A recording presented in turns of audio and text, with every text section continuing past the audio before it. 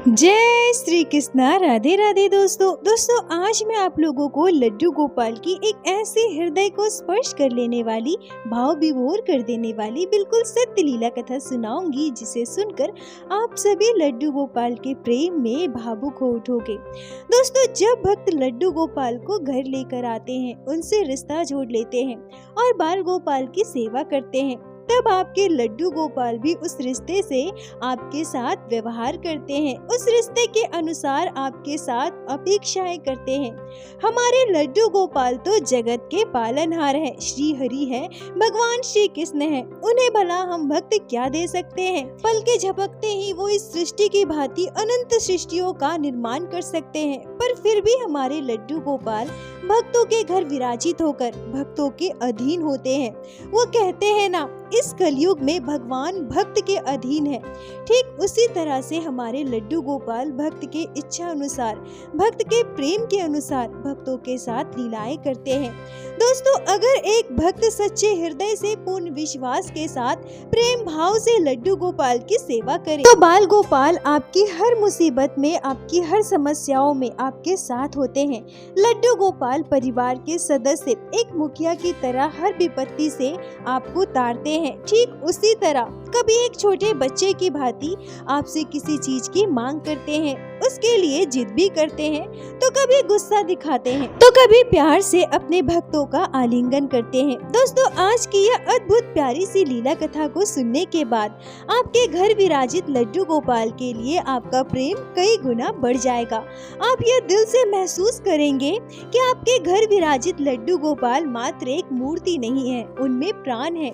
जैसे हम भक्त लड्डू गोपाल से अपेक्षाएं करते हैं, उनसे आशा लगाते हैं, ठीक उसी तरह से हमारे घर विराजित छोटे से लड्डू गोपाल भक्तों से भी अपेक्षाएं करते हैं, उम्मीद लगाते हैं, एक छोटे बच्चे की तरह हमसे प्रेम चाहते हैं। दोस्तों, आप सभी भक्तों से मेरा विनम्र निवेदन है कि कृपया आज की इस लीला कथा को पूरा अंत तक अवश्य श्रवण कीजिएगा। आशा करती हूँ प्रत्येक दिन की भांति आज की यह लीला कथा आपके हृदय को स्पर्श करेगी। दोस्तों, आज की यह लीला कथा हमारे साथ शेयर की है उड़ीसा में रहने वाली प्रगति जी ने। प्रगति जी मुझसे कहती है कि मेरा मायका और ससुराल दोनों छत्तीसगढ़ में है, पर क्योंकि मेरे ससुर जी हमेशा से ही उड़ीसा में ही रहे हैं, यह मेरे ससुर जी का खुद का व्यवसाय है और अब मेरे हस्बैंड भी उड़ीसा में जॉब करने लगे हैं, इसलिए हमारा पूरा परिवार उड़ीसा में ही रहता है। कभी कभार किसी तीज त्योहार में, शादी विवाह में छत्तीसगढ़ हमारा आना जाना होता है। मेरी शादी 5 साल पहले हुई है। शादी के बाद जब मैं अपने ससुराल आई, तब मुझे वहाँ का माहौल बहुत अच्छा लगा। भगवान जगन्नाथ की नगरी जो मैं मोबाइल में देखा करती थी, लोगों से सुना करती थी, उसी जगन्नाथपुरी में मैं रह रही हूँ। मेरी जब इच्छा हो मैं जगन्नाथपुरी ठाकुर जी के दर्शन के लिए जा पाती हूँ, ठाकुर जी के दर्शन कर पाती हूँ, और यह मेरे लिए बहुत बड़ी सौभाग्य की बात है। हमारे घर श्री जगन्नाथ, बलराम, सुभद्रा जी विराजित हैं, जिनकी नित्य सेवा मेरी सासू माँ किया करती है। पर बचपन से ही मेरी इच्छा थी कि मैं लड्डू गोपाल की सेवा करूं, क्योंकि मैंने अपने पड़ोस के एक आंटी को लड्डू गोपाल की सेवा करते देखा था। जन्माष्टमी के समय आंटी पूरे घर को बहुत सुंदर तरीके से सजाती थी, लड्डू गोपाल का सुंदर श्रृंगार करती थी, धूमधाम से जन्माष्टमी का त्योहार मनाती थी। हम सभी मोहल्ले वाले को अपने घर पे बुलाती थी। मैंने भी कई बार अपनी मम्मी से लड्डू गोपाल की सेवा की बात की, पर मेरी मम्मी ने हमेशा मना कर दिया। वैसे हम मांसाहार तो नहीं करते, पर क्योंकि हमारे घर प्याज लहसुन बनता था, हम प्याज लहसुन खाते थे, इसलिए हमने कभी लड्डू गोपाल की सेवा नहीं ली। हमारे घर कभी बाल गोपाल की सेवा न हो पाई। पर ससुराल आने के बाद यहाँ का माहौल बिल्कुल अलग था। मेरे ससुराल में कभी भी किसी ने मांसाहार नहीं किया, यहाँ तक कि कोई प्याज लहसुन तक नहीं खाता था। हमारे घर में जगन्नाथ देव जी, सुभद्रा जी, बलराम जी की सेवा होती है। प्रत्येक दिन मेरी सासू माँ भोग प्रसादी बनाती है, ठाकुर जी को भोग लगाती है। अब मेरे मन में लड्डू गोपाल की सेवा की इच्छा फिर से जागी। मन में वह भाव फिर से उत्पन्न हुआ कि मुझे लड्डू गोपाल की सेवा करनी है। अब तो मैं कान्हा को अपने घर ला सकती हूँ ना। लड्डू गोपाल की सेवा अब हमारे घर में बिल्कुल हो सकती है। यह बात मैंने अपनी सासू माँ से कही। मेरी बात सुनकर मेरी सासू माँ बहुत खुश हो गई और मुझसे कहने लगी कि हाँ बहू, क्यों नहीं, मैं हमेशा से ही चाहती थी कि मुझे ऐसी बहू मिले जो पूजा पाठ करे। अब जगन्नाथ, बलराम, सुभद्रा जी की सेवा के साथ साथ हमारे घर लड्डू गोपाल की भी सेवा होगी। हमने यह निश्चय किया कि कुछ दिनों बाद हम बाजार जाएंगे और लड्डू गोपाल का श्री विग्रह हम अपने घर लेकर आएंगे। पर इसी बीच मेरे जीवन में चमत्कार हुआ। मेरी शादी के 8 महीने के बाद मैं गर्भवती हुई। अब क्योंकि लड्डू गोपाल की सेवा मैं करना चाहती थी, मैं चाहती थी कि मैं प्रत्येक दिन बाल गोपाल की नित्य सेवा करूं। पर अब ऐसी स्थिति में लड्डू गोपाल की सेवा लेना मुझे उचित नहीं लगा। मैंने सोचा कि कुछ महीनों बाद मेरा बच्चा सही सलामत इस दुनिया में आ जाए, फिर मैं पूरी श्रद्धा भाव से लड्डू गोपाल की सेवा कर पाऊंगी।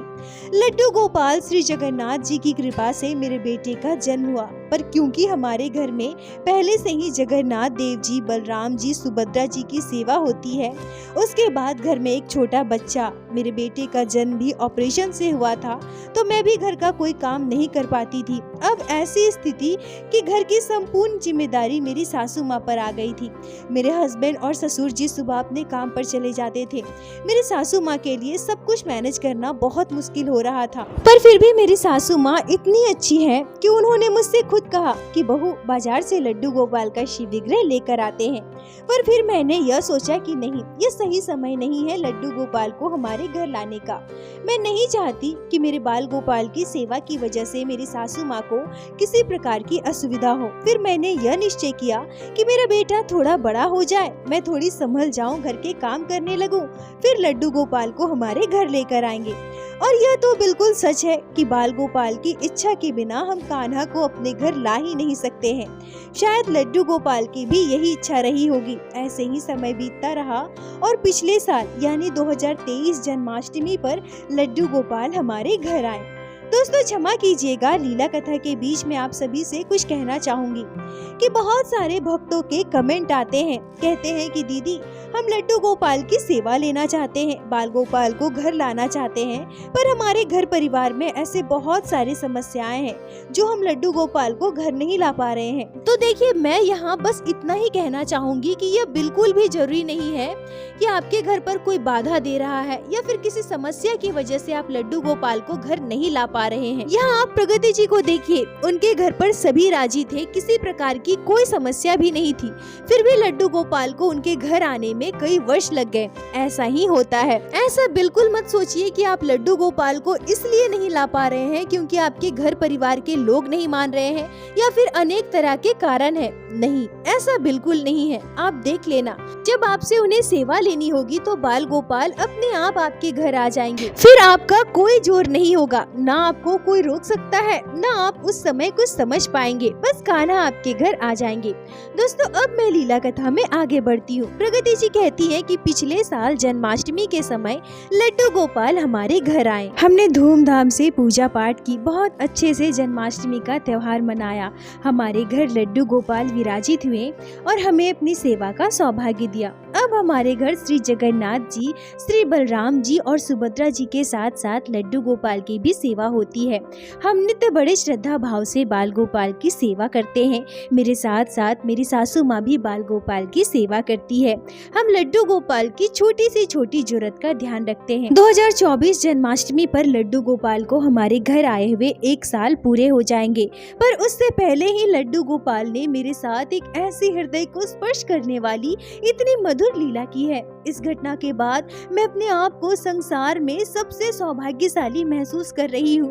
भक्त लड्डू गोपाल की लीलाओं को अनुभव करने के लिए वर्षों तरसते हैं। लड्डू गोपाल के अपने घर होने का प्रमाण ढूंढते हैं, चाहते हैं कि लड्डू गोपाल मेरे साथ भी लीला करे। पर अभी मात्र लड्डू गोपाल को हमारे घर आए हुए कुछ ही महीने हुए हैं और इसी बीच मेरे कान्हा ने मेरे साथ इतनी बड़ी लीला कर दी। मेरे लड्डू गोपाल मेरे साथ इतनी बड़ी लीला करेंगे, इतना बड़ा चमत्कार करेंगे, यह मैंने कभी सपने में भी नहीं सोचा था। सच कहूँ तो मैं अपने आप को इतनी बड़ी भक्त नहीं मानती। मैं मान ही नहीं सकती कि मैं लड्डू गोपाल की सेवा उस हद तक करती हूँ, बाल गोपाल से उतना प्रेम कर पाती हूँ जो लड्डू गोपाल मेरे साथ इतनी ही बड़ी लीला करेंगे। प्रगति जी कहती है कि मैंने लड्डू गोपाल को अपना पुत्र माना है और पुत्र मानकर बाल गोपाल को अपने घर लेकर आई हूँ। एक छोटे बच्चे के समान लड्डू गोपाल का ध्यान रखती हूँ। जैसा मेरा बेटा वैसे ही लड्डू गोपाल, मैं दोनों का एक समान ध्यान रखती हूँ, एक समान प्रेम करती हूँ और अब यह महसूस करती हूँ कि मुझे 2 बेटे हैं।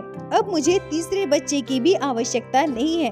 प्रगति जी कहती है कि इस साल गर्मी बहुत ज्यादा पड़ रही थी, सभी गर्मी से बेहाल थे, पर कुछ दिनों से हमारे यहाँ बारिश होने लगी है और बारिश की वजह से मौसम सुहावना हो गया है। गर्मी बहुत हद तक कम हो गई है। महीनों से बारिश के लिए तरसने के बाद जब पहली बारिश हुई तो ऐसा लगा मानो प्राण आ गए। हाँ, उमस बहुत ज्यादा थी, गर्मी भी ज्यादा थी, पर कई दिनों तक जब लगातार बारिश होती रही तो बारिश की वजह से अब मौसम बहुत बदल चुका है। अब एसी कूलर चलाने की भी आवश्यकता नहीं होती, पंखे से ही काम चल जाता है। पर क्योंकि कभी कभी उमस महसूस होती है इसलिए हम कूलर चलाकर सोते हैं। और अभी मेरा बेटा भी छोटा है तो छोटे बच्चे को थोड़ी ठंड लग जाती है, इसलिए मैं रात के समय अपने बेटे को हल्का चादर उड़ा देती हूँ। प्रगति जी कहती है कि हमने लड्डू गोपाल के लिए भी कूलर मंगवाया है और लड्डू गोपाल को हम कूलर में ही सुलाते हैं। हुआ यूं कि जून महीने की 26 तारीख की रात को मैंने लड्डू गोपाल को शयन करवाया। उसके बाद हम सभी खाना खाकर अपने अपने कमरे में सोने चले गए। लेटे लेटे मैं अपने बेटे को सुला रही थी। मैं लड्डू गोपाल के आगे कूलर लगाई थी और हमारे कमरे में भी कूलर चल रहा था, तो थोड़ी थोड़ी ठंड महसूस हो रही थी।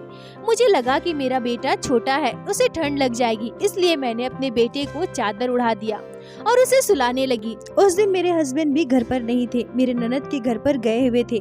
मैं अपने बेटे के साथ कमरे में सो रही थी। मेरा बेटा सो गया था और लेटे लेटे मेरी भी आंख लग गई थी। तभी मुझे ऐसा महसूस होता है जैसे कोई छोटा सा बच्चा अपने होठ कपकपा रहा हो, ठंड लगने की वजह से। जैसे छोटे बच्चे अपने दांत आपस में टकराते हैं, दांत कटकटाते हैं, ठीक उसी तरह से कोई बच्चा अपने दांत कटकटा रहा हो, ठीक वैसे ही आवाज मुझे सुनाई दे रहा था। और यह आवाज सुनते ही तुरंत मेरी आंख खुल गई और मेरी नजर मेरे बेटे पर गई। मेरा बेटा तो गहरी नींद में सो रहा था और आंख खुलते ही फिर वो आवाज आना भी बंद हो गया था। मैं सोचने लगी कि अभी तो मुझे दांत कटकटाने की आवाज आ रही थी, होठ कपकपाने की आवाज आ रही थी, अभी अचानक से यह बंद कैसे हो गया? मेरा बेटा तो सो रहा है, फिर यह आवाज कहाँ से आ रही थी? मैं उठी और बाहर हॉल में गई।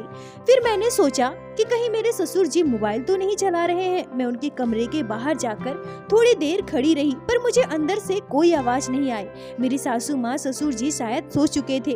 मुझे थोड़ा अजीब महसूस हो रहा था क्योंकि मैंने वो आवाज स्पष्ट रूप से सुना था, पर जब मैं कहीं किसी को देख ना पाई, मुझे कोई आवाज सुनाई नहीं दी, तो फिर मैंने सोच लिया कि हो सकता है नींद में मुझे भ्रम हुआ हो और मैं वापस अपने कमरे में अपने बेड में जाकर सो गई। अगले दिन मेरे हस्बैंड घर वापस आ गए। उस दिन भी जोरदार बारिश हो रही थी। प्रत्येक दिन की भांति खाना पीना खाकर सारे काम खत्म करके लड्डू गोपाल को शयन करवाने के बाद मैं भी लेट गई, अपने बेटे को सुला रही थी। मेरे हस्बैंड वहीं बगल में लेटे लेटे मोबाइल चला रहे थे। मेरे बेटे को सुलाते हुए मेरी भी आंख लग गई। मैं गहरी नींद में सो रही थी।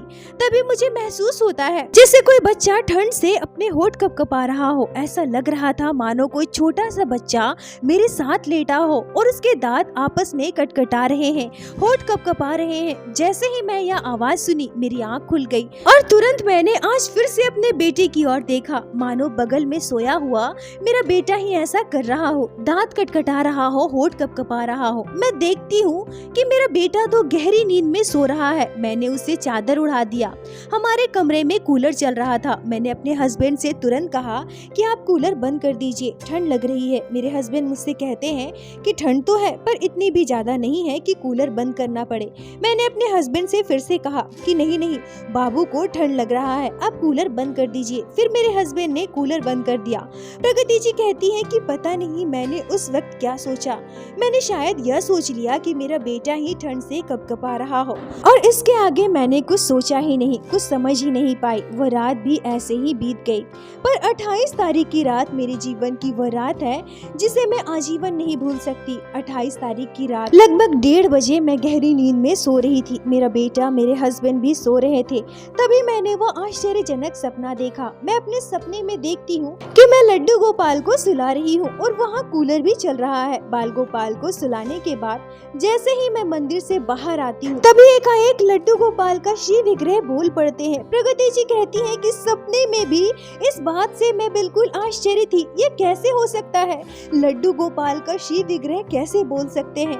प्रगति जी कहती है कि जैसे ही मैं लड्डू गोपाल को सुलाकर मंदिर से बाहर आती हूँ, मंदिर के अंदर सोए लड्डू गोपाल छोटे बच्चे के स्वर में मुझसे कहते हैं, मैया, ओ मैया, अब तो बारिश होने लगी है मैया, मुझे ठंड लगती है, मुझे एक पतला सा चादर उड़ा दो ना मैया। मैया, मैं तो तेरा छोटा सा लल्ला हूँ ना, तो भैया को जैसे पतली चादर उड़ाती है मुझे भी उड़ा दे ना मैया, मुझे ठंड लगती है मैया, मुझे एक चादर उड़ा दे। प्रगति जी कहती है कि सपने में ही मैं बिल्कुल निशब्द थी। रोंगटे खड़े हो गए और मैं उसी स्थान में खड़ी होकर मंदिर की ओर देखने लगी।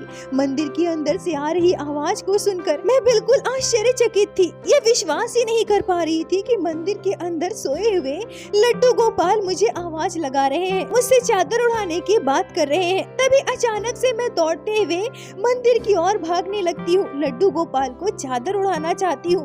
मैं ये महसूस कर पाती हूँ कि मेरे छोटे से बाल गोपाल को बारिश की वजह से ठंड लग रही है। मेरे लल्ला को मुझे पतला चादर उड़ा देना चाहिए। ये सोचकर जैसे ही मैं मंदिर में पहुँचती हूँ, तभी मेरा सपना टूट जाता है। मेरी आँख खुल जाती है। मेरी आँखों से आंसू बह रहे थे। मैं समझ चुकी थी कि मेरे लल्ला को ठंड लगती है और पिछले 2 दिनों से मेरे कान्हा मुझे इस बात का आभास करवा रहे थे। रात के 2 बज रहे थे। मैं अपने बिस्तर से उठी, बाथरूम में जाकर स्वच्छ होकर स्वच्छ वस्त्र धारण कर मैं सीधा घर के मंदिर में जाती हूँ, जहाँ मेरे बाल गोपाल अपने बिस्तर पर शयन कर रहे थे। मैंने लड्डू गोपाल को गोद में उठाया, थोड़ी देर उनसे लाड लड़ाया। मेरी आंखों से आंसू बह रहे थे। बाल गोपाल हमारे घर विराजित है। साक्षात उन्होंने मेरे साथ इतनी अद्भुत लीला की है। इस बात को महसूस कर मेरे आंसू नहीं रुक रहे थे। मैंने कूलर बंद कर दिया जिससे मेरे कान्हा को ठंड न लगे और मैंने लड्डू गोपाल को एक पतला सा चादर उड़ाया। बाल गोपाल को बड़े ही प्यार से शयन करवाया। अगले दिन सुबह जब मैंने इस घटना के बारे में अपने परिवार वाले को बताया तो सभी बिल्कुल हैरान थे, आश्चर्यचकित थे। हमारे घर श्री जगन्नाथ जी, बलराम जी, सुभद्रा जी की सेवा मेरी सासू माँ करती है और मेरी सासू माँ ने ऐसे अनेकों अनुभव किए हैं। जगन्नाथ जी की कृपा हमारे परिवार पर सदैव बनी है और यह मेरी सासू माँ भी विश्वास करती है कि हमारे परिवार में आने वाले अनेकों दुख, अनेकों मुसीबत से जगन्नाथ देव जी ने हमारे परिवार की रक्षा की है।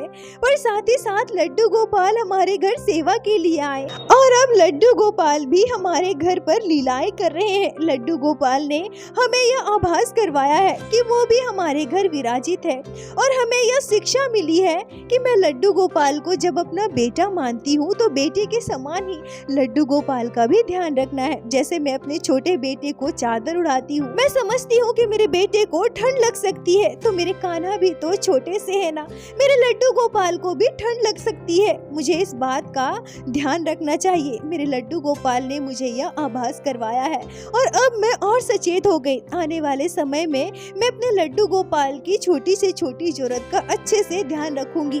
और इस घटना के बाद लड्डू गोपाल के लिए हमारे मन की श्रद्धा भक्ति, हमारा विश्वास और भी गहरा हो गया। हमारे परिवार में सभी लड्डू गोपाल से और भी प्रेम करने लगे। ठाकुर जी से मेरी बस यही प्रार्थना है कि हे मेरे लड्डू गोपाल, इस कलयुग में इतने कम समय की सेवा में जैसे आपने मेरे साथ इतनी बड़ी लीला कर दी, ठीक वैसे ही अपनी कृपा दृष्टि आने वाले समय में भी हमारे परिवार पर बनाए रखना।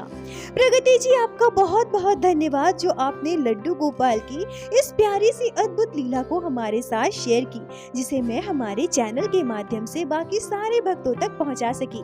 अपना साथ और प्यार ऐसे ही बनाए रखे। दोस्तों, इस घटना को सुनकर चित्त प्रसन्न हो गया और साथ ही साथ हमें एक शिक्षा भी मिली कि हमारे घर विराजित लड्डू गोपाल में प्राण है। हम एक छोटे शिशु के समान लड्डू गोपाल की हर छोटी सी छोटी जरूरत का अच्छे से ध्यान रखना चाहिए। स्मरण रहे, ठाकुर जी हम सभी को अपनी सेवा का सौभाग्य दे रहे हैं, तो हमें भी इस अवसर को अच्छे से निभाना है। बाल गोपाल को कभी किसी चीज की तकलीफ ना हो, इस बात का विशेष ध्यान रखना है। दोस्तों, इस घटना पर आपके क्या विचार है?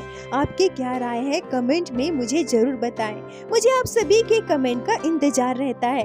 और प्रत्येक दिन की भांति लीला कथा के अंत में मैं आप सभी भक्तों से हाथ जोड़कर बस यही प्रार्थना करूंगी, ठाकुर जी की भक्ति कीजिए, लड्डू गोपाल की सेवा कीजिए, नाम जाप कीजिए और एक बार मेरे साथ प्रेम से कहिए, बोलो बांके बिहारी लाल की जय, लड्डू गोपाल की जय, जय जय श्री राधे। दोस्तों, यदि आप लोगों को आज की यह लीला कथा अच्छी लगी हो, आपके हृदय को स्पर्श की हो, तो कृपया वीडियो को लाइक कर अपने दोस्तों के साथ शेयर अवश्य करें, जिससे बाकी भक्त भी लड्डू गोपाल की इस अद्भुत लीला कथा का श्रवण कर सके। और हमारे चैनल को सब्सक्राइब करें, जिससे प्रत्येक दिन आप लोग हमारे चैनल पे श्री बांके बिहारी श्री लड्डू गोपाल की अद्भुत लीला कथाएं श्रवण कर सके। दोस्तों, यदि आपके जीवन में घटी हो कोई भी चमत्कारी घटना या लड्डू गोपाल ने कभी भी की हो कोई भी लीला जिसे आप हमारे साथ शेयर करना चाहते हैं, तो कृपया हमें इंस्टाग्राम पे मैसेज करें। हम आपसे कांटेक्ट करेंगे और आपकी उस लीला कथा को हमारे चैनल पे बाकी सारे भक्तों के साथ शेयर अवश्य करेंगे।